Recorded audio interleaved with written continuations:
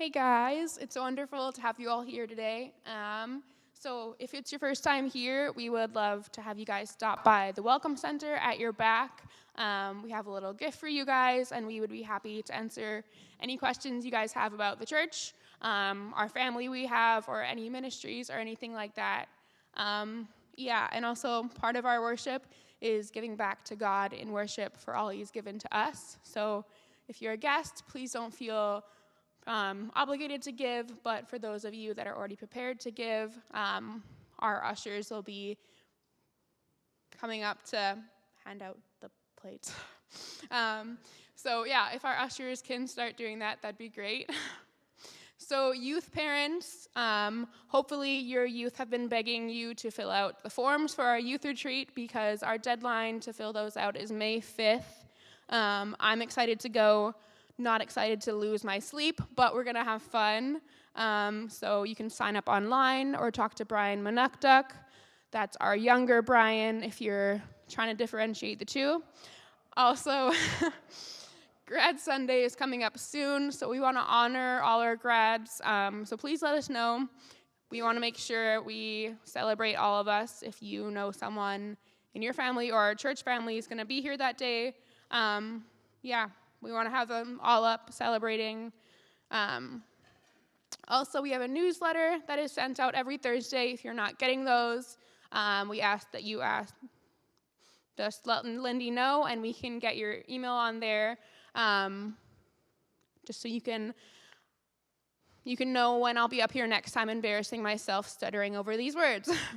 Lastly, we also have been approved for 2 summer internships. So if any of you 15 to 30-year-olds or any of your youth want to apply, the application is on our website, so you guys will be able to fill that out. And those are due May 31st. Also, our young adults, any of you in here wanting waffles, hopefully you'll be able to smell those soon. We're having our monthly waffle lunch, brunch, whatever you call it, downstairs, and we'd love to have any of you guys join. Sorry, it is just young adults, but sorry, Joe. You're young. You're looking young. You can thank the Lord that I'm done. And Mel, I will pray for Pastor Mel. Dear God, I thank you for everyone that came here today. I just thank you for this body, God, this family that you've brought here. I thank you for all you've done in this community, God. It's been an interesting season, but I thank you for your provision, all you've done, bringing Pastor Mel to us, God. I just thank you for him and LaDonna and their hearts for this church, God. They've gone above and beyond, and you can tell just their heart for you and their heart for this church, God. I just pray that you would give us all open ears to listen to what he has to say and what you have to share with us today, God. Amen. Amen. Thank you. Thank you. It's great to be back. We are today continuing our journey through the life of David. We are a people of this book. This is the book that draws us together, and the stories in this book which become our story, which is our story if we're in Jesus. So we need to know it, we need to understand it, and we need to let it speak to us as Chelsea prayed. So we're back today on the journey with the life of the great King David, his life and our life. Now, if there's one word that describes David to this point in the journey that we've been with him, a banner over his life story, if there's one word, we might say it is victor. Victory. He's had this big coming out win over Goliath with this confident declaration, "This day the Lord will give you into my hands. The whole world will know that there is a God in Israel.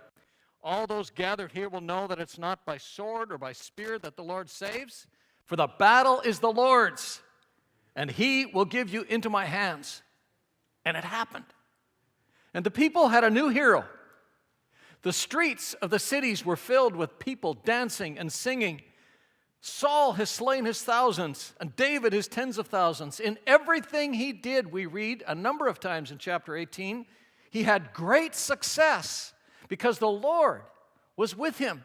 Chapter 18 ends with this statement, his name became well known. All over Israel, it's like, we got ourselves a winner again.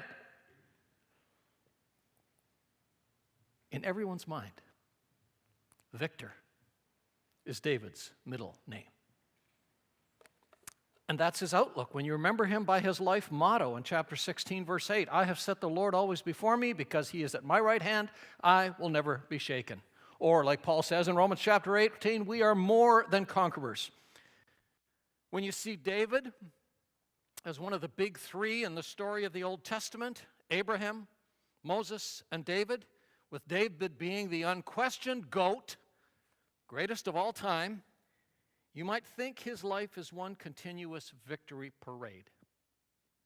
Challenges, sure, but taking them on with confidence and trust. But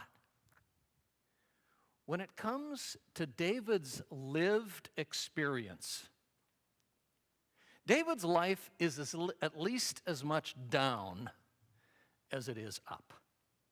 He fought, not always successfully, to keep his head in that I will not be shaken place when life happened to him. Today, as we come to chapter 21, life catches up with David. One person is still in the way of him becoming what God has already given him. One person who casts a cloud on the bright, sunny day and will, for years to come, King Saul. David is the anointed king, but Saul is still the reigning king. And he will do whatever it takes to keep it that way. Saul's paranoia and anger and attempts on David's life are no longer just episodic outbursts from which David can talk him down and calm him down. Getting rid of David now becomes the primary focus of Saul's life, and David is beginning to see he's not going away. Saul's daughter becomes David's wife and takes David's side. Saul's son, heir to the throne, Jonathan, becomes David's best friend and basically hands over his rights to the throne to David. Jonathan becomes the one friend who covenants his loyalty to David. And with Jonathan at his side, he can handle anything, even the ups and downs and the sound. And then their relationship becomes a threat to Saul.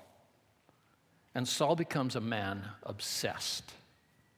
So much so that he threatens both David's and Jonathan's lives. And so there comes a time when both Jonathan and David realize it'll no longer work.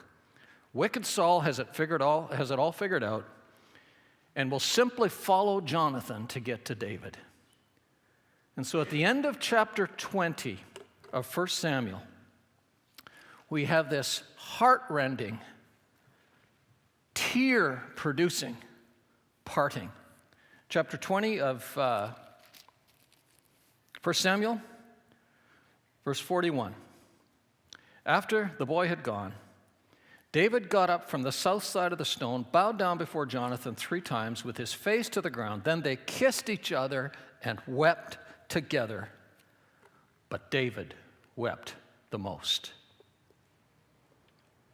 And then Jonathan left, and David went back to town. You ever been at the graveside or perhaps a memorial service with someone who has lost a spouse with whom they have been one for many years?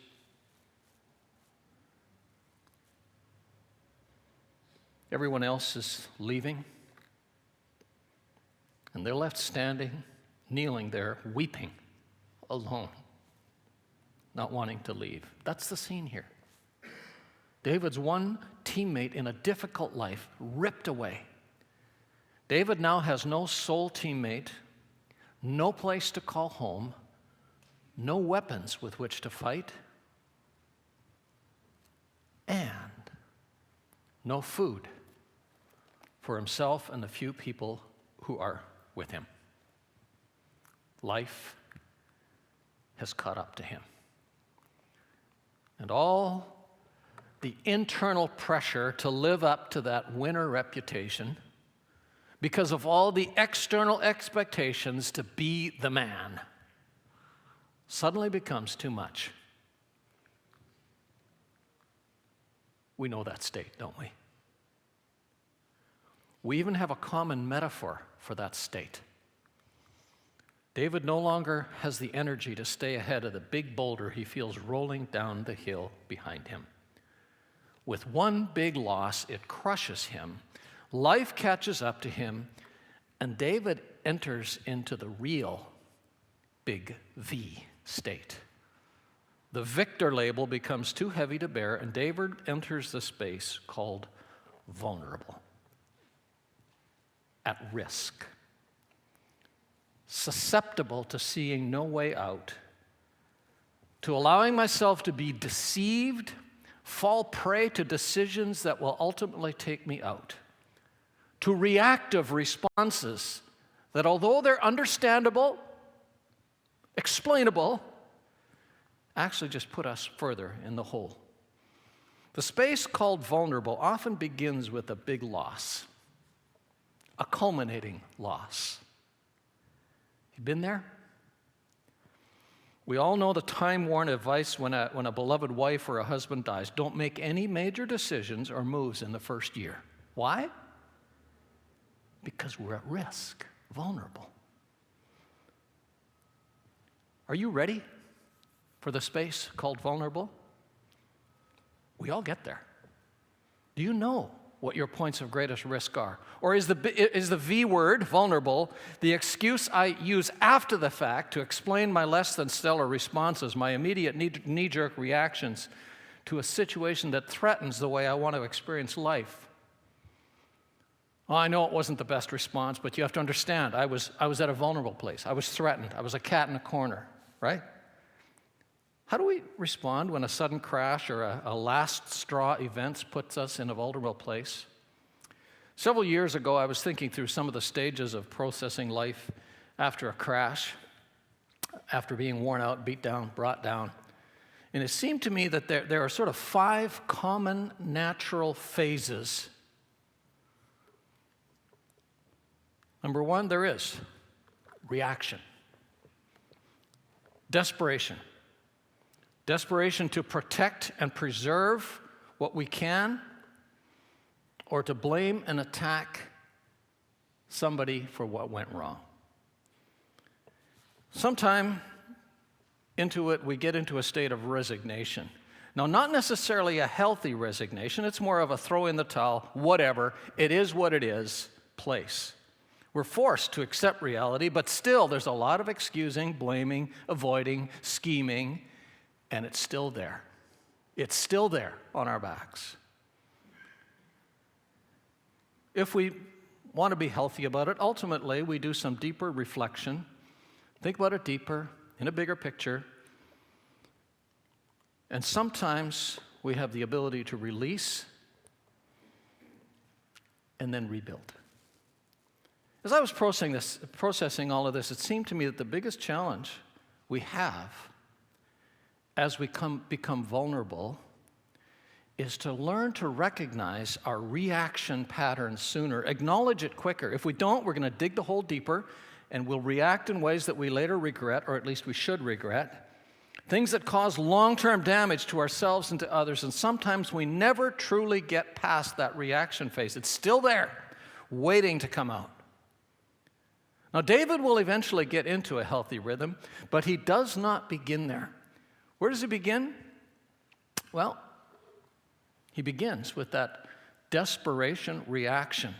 Desperate times call for desperate measures. He goes into full-on desperation reaction mode. He doesn't realize that desperation is a key sign of being at risk of doing something that will only make things worse. It's sort of like, well, just doing what I have to do to try to stay afloat, right?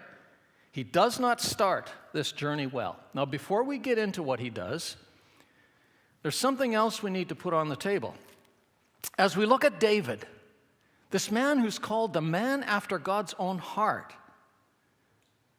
And the other two in the big three of the Old Testament as well, Abraham and Moses, none of these are perfect examples. By any measure, David is not a perfect man. And here's where we can easily stumble as we relate to this story and get off in the ditch on either one side of the road or the other. One way we stumble is to say, well, see, David wasn't perfect, but God still accepted him. God used him. We use failures, like we will see in David, not just today, but farther down the road as well, to flee too readily and not get past this, yeah, I know I'm not perfect, I'm just human, excuse. Am I right? Another way we stumble on the other side of the ditch is, how can God allow that? Condone that? How can God honor a person like that? We have to remember that a lot of what we have in the Bible is not what we call prescriptive. It doesn't prescribe what we are supposed to do, nor does it condone what God's people and God's leaders did. It's descriptive. It describes what people did and how God, in His grace and mercy, comes through for us through His perfect Son, Jesus. Well, we'll show why in a minute or two. There are a lot of things about David we're not called to be like, okay? There's a lot of things we're actually commanded not to be like that we are called to learn from. There's a lot about David's life that he himself would say, you don't have to settle for learning from your own experience when you can learn from my experience. We got to get past that. I got to learn from my experience thing. Trust me, you don't want to go through the pain of learning the lesson I did, David would love to say to us. Actually, that's what we are told to learn from these experiences. Did you know that? In 1 Corinthians chapter 10, Paul reminds these people who are proud of their heritage as those through whom God is writing His story, with Abraham, Moses, and David as their forebears. Paul reminds them that God was not pleased with a lot of the way His people responded, but he says these things occurred as examples to keep us from setting our hearts on the evil things they did. Warnings to keep us from setting our hearts in the wrong direction. So, he says, if you think you are standing firm, that you have it all together, under control, in a good space, be careful that you don't fall. Don't forget that you are as susceptible to the big V, vulnerability, as anyone. If David was susceptible to it, you're susceptible to it. So, a culminating, devastating loss. David goes into reaction mode. Where does he go? Now, we don't know whether it's straight from this experience with Jonathan or whether it's sometime later, but in the storyline, in the narrative, after talking about David's huge loss, the first statement of the next chapter, chapter 21, David went to Nob, to Ahimelech, the priest. What is David's desperation reaction? David goes to church. That's a good thing, isn't it? Isn't that the place to begin? It depends. Let's see what happens when David goes to church. Nob was a little town not far from what would eventually become Jerusalem. It was where the tabernacle, the portable church for Israel, was located at that time. The place where the ritual sacrifices were held, where the symbols of worship were, where people came to meet God. Although at this time the Ark of the Covenant was not yet there, and because Nob was the central place where people came to worship God, Nob was the place where the priests lived. So again, is this not where David should be going? Well, in the very next line, we read something that makes us say, uh-oh, something is not quite right. at least the priest has this might not turn out well apprehension. Ahimelech, we read, trembled when he met him. Ahimelech, the priest, is afraid. Yeah, but he's just a pastor. What does he know? But Ahimelech, the priest, has a reason to be afraid. He probably knows that this isn't the first time David has come to God. Last time, chapter 19, he came not to a priest, but to the prophet, Samuel. And Saul had a way of finding that David was there, and the fact that David was a prophet of God and goes to God means nothing to Saul, and he went after David. Ahimelech had quite probably feared that the day would come when David would show up, because that's what David does. David goes to God. And as David comes in, Ahimelech asks a question that will reveal whether this visit is the worst case scenario that he fears it might be. Ahimelech trembled when he met him and asked, "Why are you alone? Why is no one with you?" How is this question designed to surface whether this is a worst case scenario? Because if he's alone, it can only mean one thing. David is on the run again from Saul, a fugitive, just like when he went to Samuel. Okay, this guy may be just a pastor, but he's not dumb. And as a priest, this puts Ahimelech in an even more awkward place than it put Samuel the prophet. How's that? Well, as we know, Israel has a king. Why? Because they wanted to be like other nations. They've not allowed God to direct the process and choose his king, and they haven't really figured out where a king fits into this leadership structure of theirs. And so the king basically writes the rules of this relationship. And in the nations around them, the priest, the religious system, was basically there to prop up the king. The priest answered to the king because there's no real God to answer to. The king, for all intents and purposes, was God. And you know, it tends to happen. It's what Martin Luther and other very serious people saw happening in the Holy Roman Empire, right? The prince and the bishops were in cahoots with each other, greasing each other's skids. And Ahimelech knows Saul's heart, and he knows how Saul views the world. See where this is going? Ahimelech knows that David is now God's anointed, but Saul is still king and is doing everything possible to hang on to his kingdom. Ahimelech knows this is going to come between him and David is going to come between him and Saul. He knows that Saul has some definite expectations of him should David come around. David has just put Ahimelech in a very, very difficult place, forcing him to take a side. Will it be Saul, the reigning king, or will it be David, the upcoming king? He knows he really answers to neither of them. He answers to God alone, but he knows Saul doesn't see it that way. But it's not just Saul he's worried about. It's like, if I side with Saul, how will David see it when he becomes king? See his dilemma? But Ahimelech actually does the right thing. He does his best to go with God.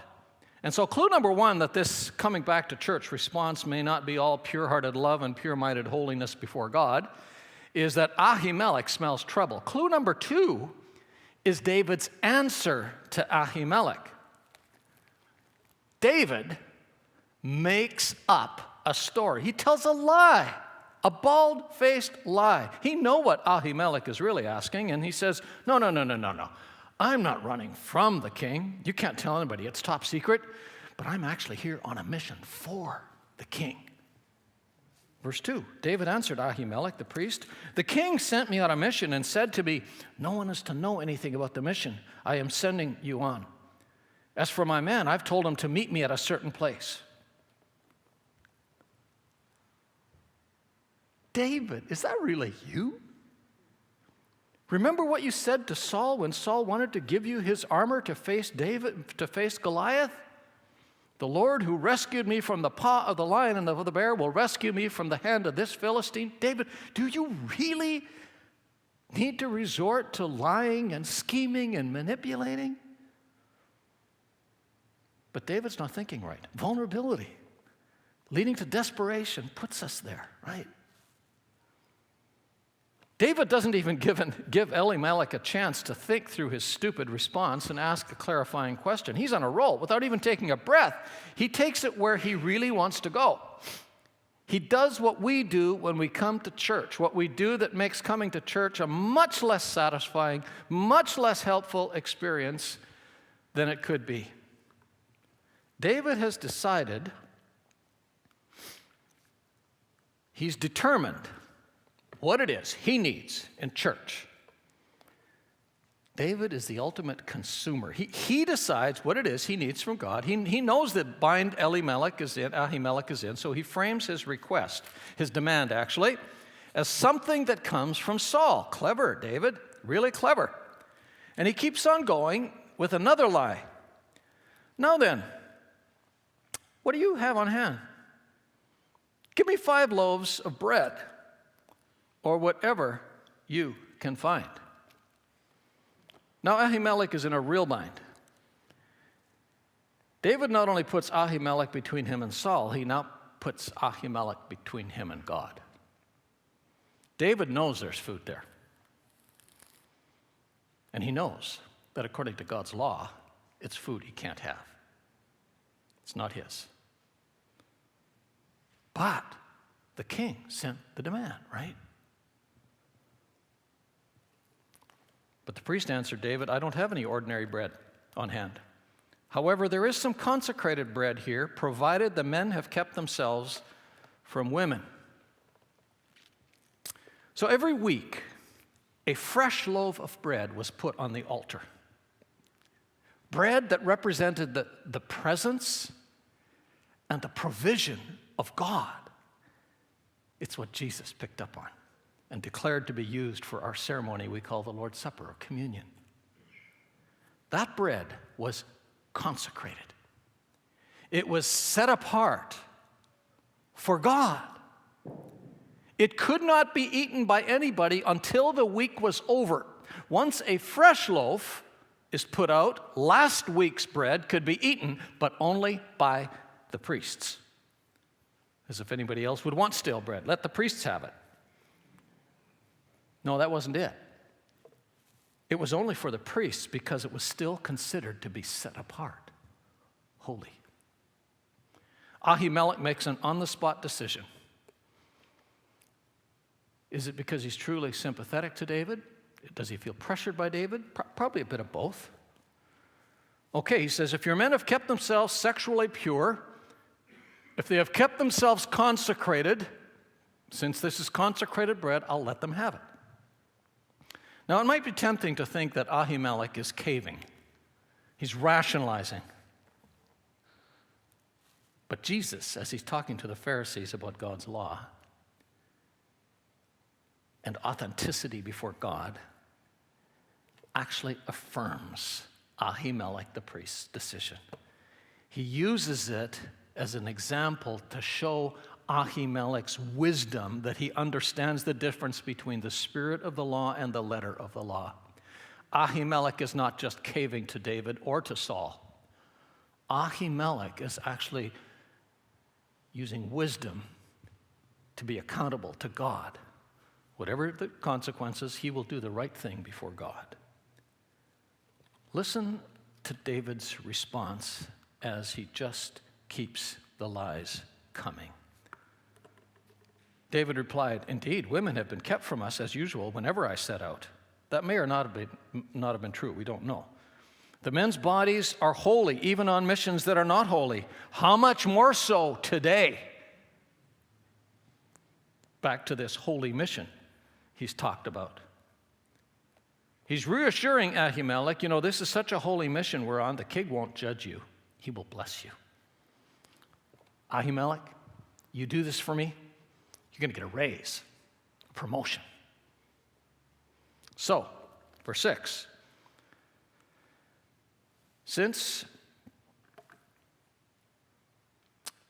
So the priest gave him the consecrated bread, since there was no bread there except the bread of the presence that had been removed from before the Lord and replaced by hot bread on the day it was taken away. So it's all good, right? Little lie for a legitimate purpose, no problem. Why does David come to church? He comes for this provision that he knows will be there. Well, isn't that what God promised to give? No real problem, is there? But the narrator of the story gives us a little hint that this will not end well. Verse 7. Now, one of Saul's servants was there that day, detained before the Lord, whatever that means. He was Doeg, the Edomite, Saul's chief shepherd. Doeg, the Edomite. Who were the Edomites? They were the descendants of Jacob's twin, Esau,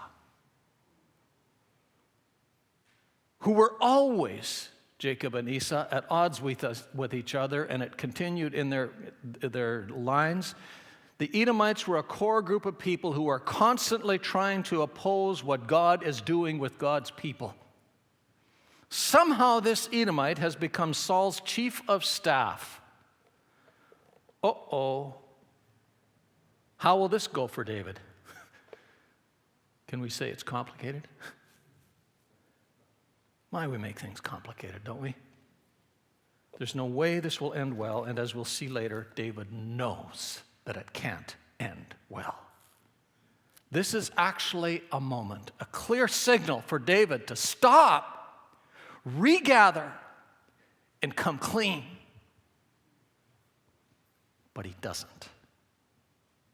Instead of backing down, in David's desperation, he doubles down on what he thinks he needs from God. It's more than provisions he needs from God. David needs a way to protect himself from Saul. His lies have worked so well, he keeps coming to the same well. Verse 8. David asked Ahimelech, "Don't you have a spear or a sword here?" "I haven't brought my sword or any other weapon because the king's mission was so urgent." David, where's the God will deliver him into my hands trust you preached at Saul when he was afraid of Goliath? I would guess that's what Ahimelech is thinking right now.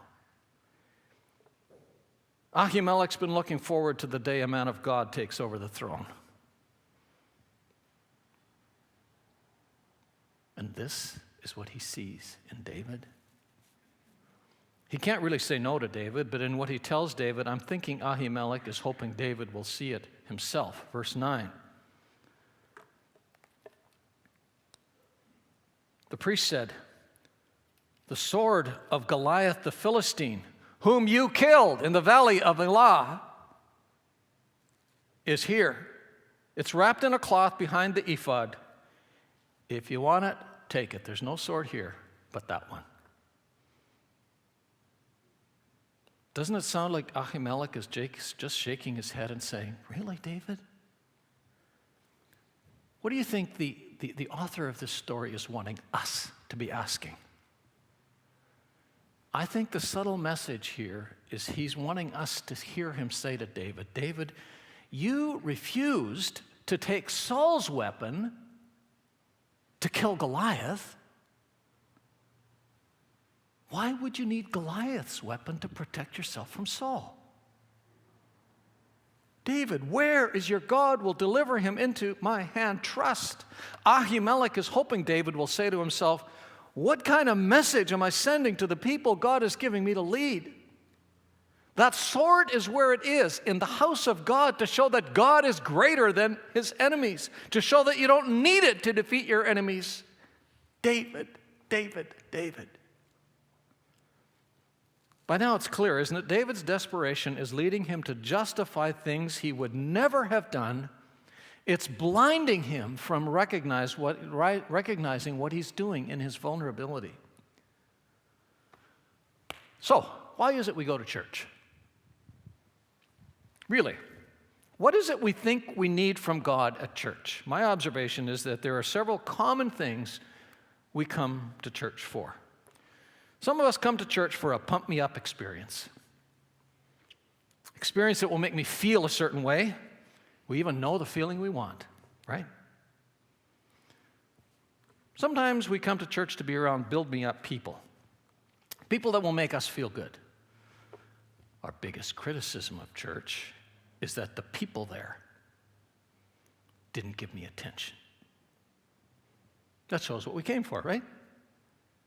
Some of us come to church for a prop-me-up or a practical solution. We want something to solve an immediate problem, to help us get past a hurdle. Some of us come to church for some take me deep or some propel me on teaching or verse for the day to help me make it through the night. Are any of these wrong desires? Not necessarily. In themselves, they can be very good. Should we not get these in church? Probably. But when those are the things we come to church for, well, I'm reminded of the experience of some frustrated staff. This really happened, by the way, at the emergency room of a certain hospital near the downtown core in the years when the desperation of people coming to the emergency trying to get the drug of choice was becoming a crisis. Several staff members, in their frustration and without permission, put a sign on the front of the reception desk that read, "If you know what drug you need, we will not prescribe it for you." That sign was removed fairly quickly, but it did reveal the central issue, right? They had come to the place they might have found help, but not the help that in their desperation and vulnerability they were looking for. As I've thought about that story over the years, I wondered, might that be how God feels about us when we come to church? David made enough of a stink that he gets what he thinks he needs, but did he get what he really needed? Did he get what God wanted to give him? But by what he does when he leaves church, you got to think David is still desperate and scheming and manipulating. He still has not living in that God will deliver him into my hand trust that he once had. Where does David go? Well, David's on the run, and he knows it'll be for the long haul.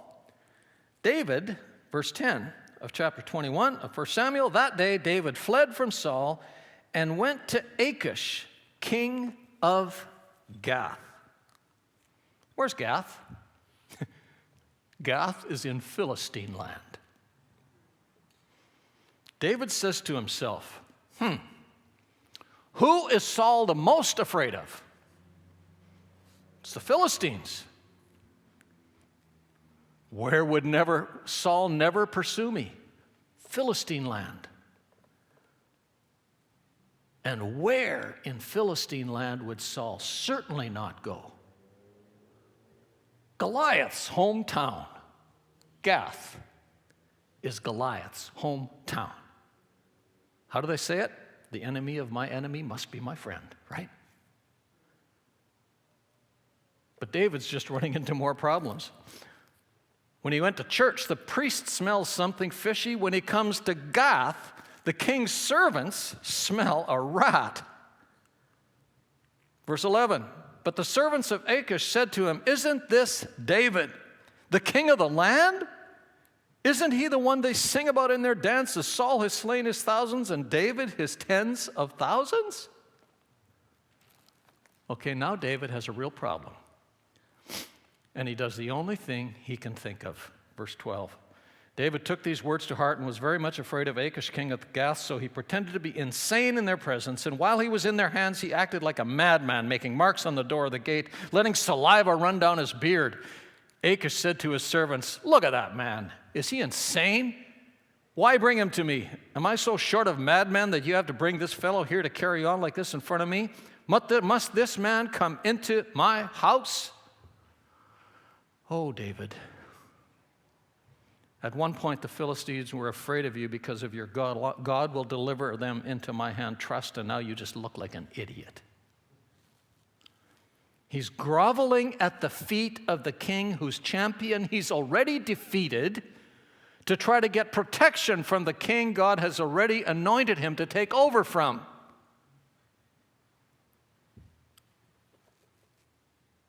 And then David finally hits the bottom. Chapter 22, verse 1. David left Gath and escaped to the cave of Adullam.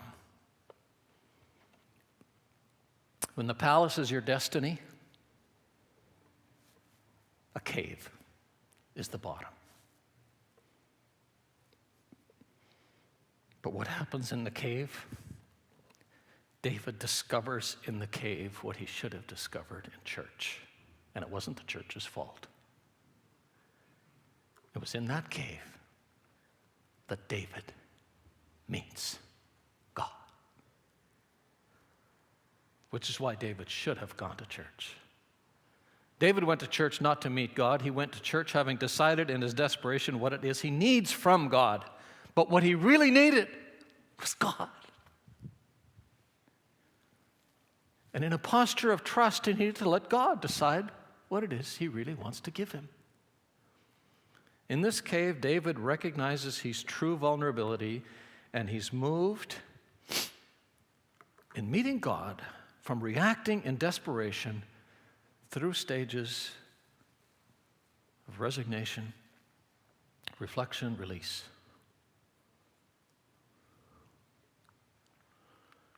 It's this cave in which God prepares David to live his wilderness years not in desperation, but in trust. How do we know that's what this cave meant to David, for David? We know that for two reasons. Because it was from this cave, or in some cases, calling to remembrance this cave, the power of the experience in the cave, that David wrote a number of the Psalms. There's at least 10 of them that are preserved in our Psalter in the book of the Psalms that are from or reference his experience in this cave. There's a word David uses to describe this cave that is used 37 times in the Psalms to talk about what God is and what God wants to be for us. God is our refuge. Oh yeah, I didn't tell you, this is the cave of Adullam. You know what Adullam means? Refuge. David discovers God at the bottom, not at church, because when he went to church, he was not yet ready to meet God and who God really wanted to be for him. It's from this cave that David writes, Psalm 57. Have mercy on me, God, have mercy on me, for in you and you alone I take refuge. Oh yeah, there are times in life we have to run. The question is, are we running to God? It's when David remembers what he learns in this cave that he wrote some of the Psalms that we read in church. Psalms like Psalm 31. In you, Lord, I have taken refuge. Let me never be put to shame. Deliver me in your righteousness. Turn your ear to me. Come quickly to my rescue. Be my rock of refuge, a strong fortress to save me. Since you are my rock and my fortress, for the sake of your name, lead and guide me. Keep me free from the trap that is set for me, for you are my refuge. Into your hands I commit my spirit. Deliver me, O God, my faithful God. It's in this cave that David comes back. It was most likely from David that other worship leaders picked up on this image and write Psalm 46. God is our refuge and strength, an always present help in time of trouble. Do you know another psalm that comes from this experience? It's out of reflecting on this time in this cave as David is entering another rough patch that David writes Psalm 16. Keep me safe, O God, for in you I have taken refuge. I say to the Lord, apart from you I have no good thing. Verse 8, I have set the Lord always before me. Because he is at my right hand, I will not be shaken. What David is really saying is, God, I don't ever again, in a state of vulnerability, want to panic and out of desperation demand from you. I know that's where I went wrong. I want to come to you with open arms because I know that you have open arms. Now we know for sure that the statement that is the theme of David's life, I have set the Lord always before me because he's at my right hand, I will not be shaken, is not really a I'm spiritual, I have it all together statement. It's as much a prayer, a commitment to not doing again what he has done in his vulnerability. In this cave, David meets God and comes back to an if God is for me, who can be against me posture. We know that's what this cave means for David because in the Psalms he shares from his heart how this cave shaped his view of the God who is for him. But we also know it from our text. We don't know how long it's been since he got there. It's been a while. And Saul, who can't get David, goes for David's family. And so in our text reads, chapter 21,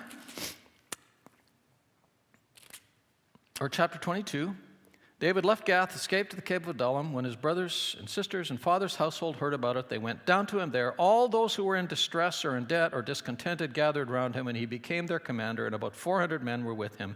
From there David went to Mizpah in Moab and said to the king of Moab, would ye let my father and mother come and stay with you until I learn what God will do for me?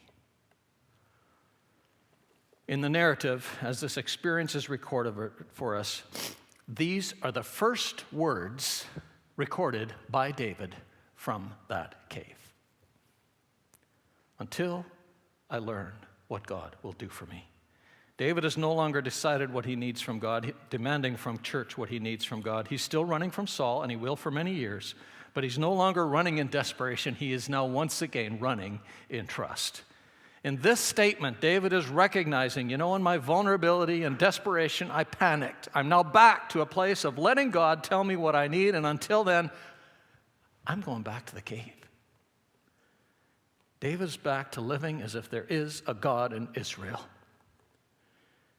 So what happens to David when he allows God to meet him in the cave? Does God remove Saul? Open doors for David? No, not yet. Not for a long time yet. But when David comes to this until I see what the Lord will do for me posture, he begins to see all kinds of things that God is doing for him, not what God's not doing. Just really quickly survey what we've seen already.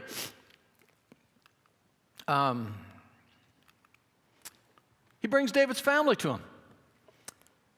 David's no longer the runt of the litter. His family comes to him for protection, most likely because Saul is going after them too. So now David's got family. And it's not just about family. David's beginning to see the relationships that God is providing.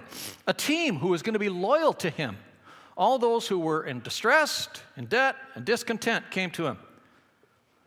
David, there are many people who are with you, for you, many more than you realize. It may not be the people you were looking for, whose attention and affirmation you thought you needed, but they're there, David. It's sometimes called David's 3D gang. Distressed, debt, discontented. Distressed, what it means is they're in trouble, most likely with Saul. Saul's leadership has put them in the same position as David is. They're in debt. They had creditors on their tail who will take advantage of them. They're discontented, which means they're bitter of soul. Life has hurt them deeply. Out of these, David starts building his team. This may not look like a great start, but these men were not down and outers. They were not leftovers. And if you want a closer look at who they are and how gifted they are, check out 1 Chronicles chapter 11 and 12. Many of these men become key leaders in David's kingdom. But the number one thing is these men are loyal to David. Once he gets past desperation and trust, David begins to see creative solutions. Verse 3. From there David went to Mizpah and Moab and said to the king of Moab, would you let my father and mother come and stay with you until I learn what God will do for me? So he left them with the king of Moab, and they stayed with him as long as David was in the stronghold. He can't really care for his family, but wait a minute. Where are we? Ding, ding, ding. We are near Moab. Who's in Moab? Well, better, who is from Moab? David's great-grandmother came from Moab. Her name was Ruth. David takes his family there, and sure enough, he finds some open arms. Can you see how David sees God providing in more ways than when David was demanding from God? In verse 5, but the prophet Gad said to David, do not stay in the stronghold, go into the land of Judah. So David left and went to the forest of Hereth. God sends him another prophet into his life to give him direction from God. David, it's time to move on to the forest. The cave's ultimately going to become a trap where Saul can find you. In the forest, you can run. You see, David's come back to looking for wisdom in all the right places. So that's the good part. God graciously protects David from himself, draws him closer to himself, but David also discovers something else. David discovers that the desperation strategies that we use when life catches up with us will bear results that will also catch up with us. David's desperation, Dave's failure, brings long-lasting consequences, pain, and hurt on other people. Verse 6, now Saul heard that David and his men had been discovered, and Saul was seated, spear in hand, under the tamarisk tree on the hill at Gibeah, with all his officials standing at his side. He said to them, listen, men of Benjamin, will the son of Jesse give you all his fields and vineyards? Will he make you all commanders of thousands and commanders of hundreds? Is that why you have all conspired against me? No one tells me when my son makes a covenant with the son of Jesse. None of you is concerned about me or tells me that my son has incited my servant to lie in wait for me as he does today. But Doeg, the Edomite, who was standing with Saul's officials, said, I saw the son of Jesse come to Ahimelech, son of Ahitub, at Nob. Ahimelech inquired of the Lord for him. He also gave him provisions and the sword of Goliath the Philistine. Then the king sent for the priest Ahimelech, son of Ahitub, and all the men of his family who were the priests at Nob. And they all came to the king. Saul said, listen now, son of Ahitub. Yes, my lord, he answered. Saul said to him, why have you conspired against me, you and the son of Jesse, giving him bread and a sword and inquiring of God for him, so that he has rebelled against me and lies in wait for me as he does today? Ahimelech answered the king, who of all your servants is as loyal as David, the king's son-in-law, captain of your bodyguard and highly respected in your household? Was that the first time I inquired of God for him? Of course not.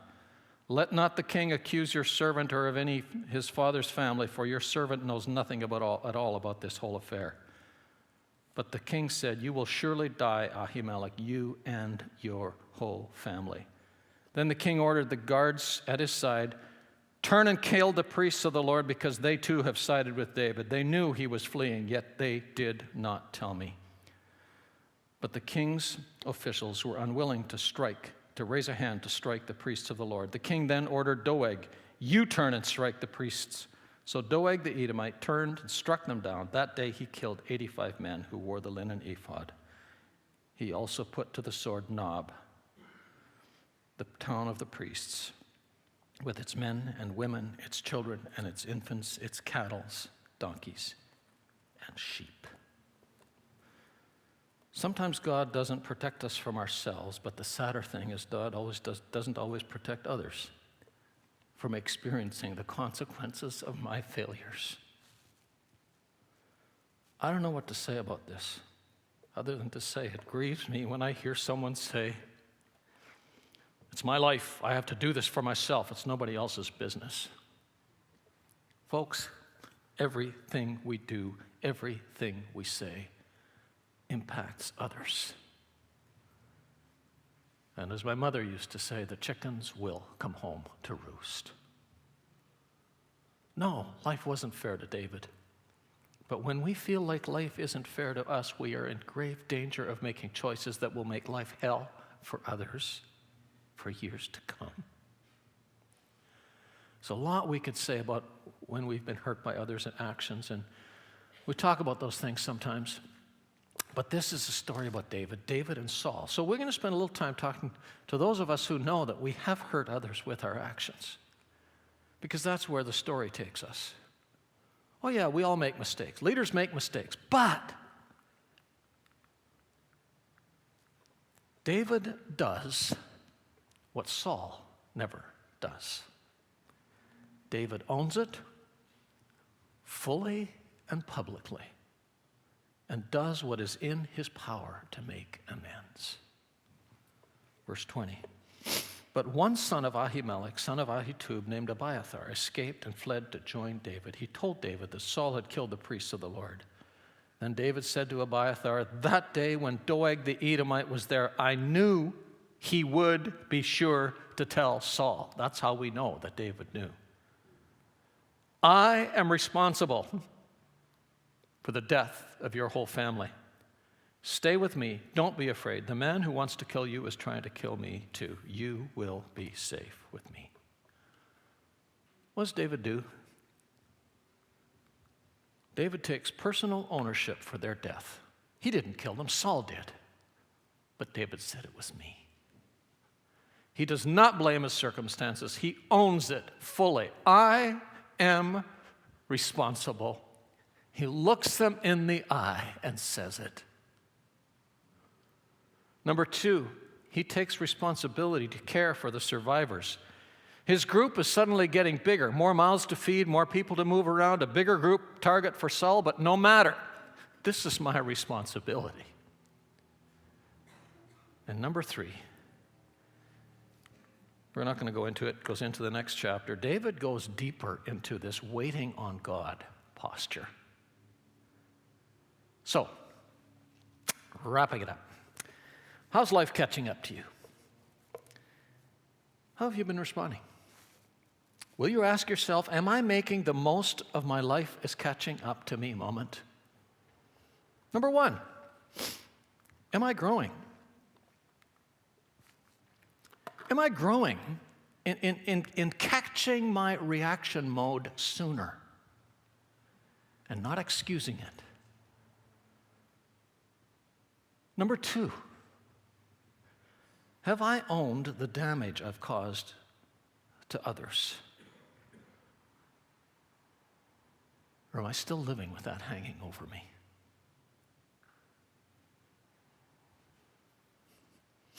Number three, some of us have been running to our cave to get away from God. Are you open to finding God there? And number four, if you've been hurt by others, are you allowing that to drive you to the one place that healing can happen? To the one who's loved you with an everlasting love? As I've reflected more on my earlier reflections about the stages of processing what happens to us when life happens to us, I've realized that there's a step that makes this process distinctly Christian,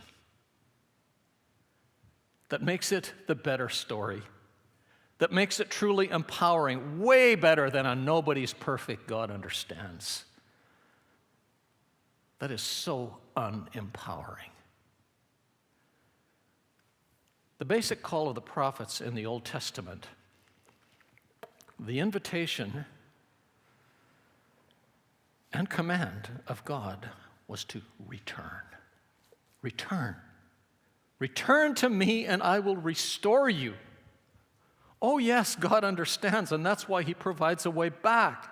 Many years after David, God sent the greater David, Jesus, who intentionally and strategically entered the big V. He made himself vulnerable completely to us, for us, to take on himself the consequences of all our failures, our negative reactions to life, and to him, who allowed himself to be buried in another cave so that he could fulfill the great promise of us being restored. That's how Peter puts it in 1 Peter chapter 2. For Christ also suffered once for sins, all sins, the righteous on behalf of the unrighteous, to bring you back home to God. All you have to do is own it, confess it, and receive it, and be restored. And from there, we can release it and begin rebuilding. Blaming God can be an excuse to avoid God, to just stay stuck.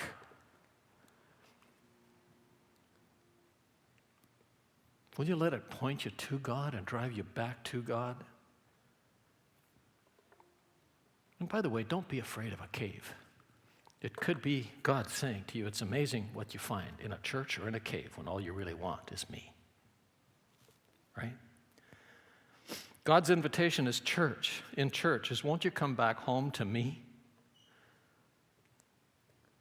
So how is it you need to come back home? Maybe again. There's an old song. Oh, by the way, how do you know when you've met God in a cave?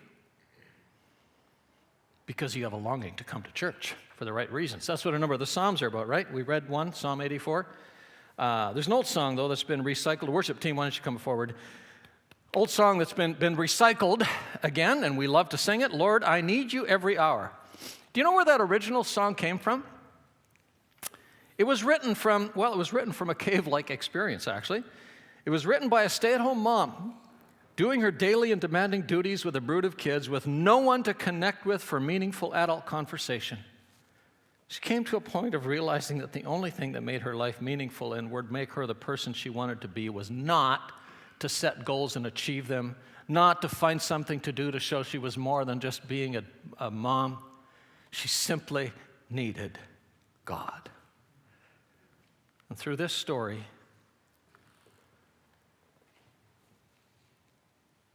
God is inviting us to say one more time, Lord, all I need is you. And many of the times I screw it up is because I move from that posture. Will you say it again? As we sing it, let's stand. How's God inviting me to this all I really need is you posture? If you want to pray with somebody after the service, somebody can be up front here, and we'd love you to come pray with us about whatever you want to pray about.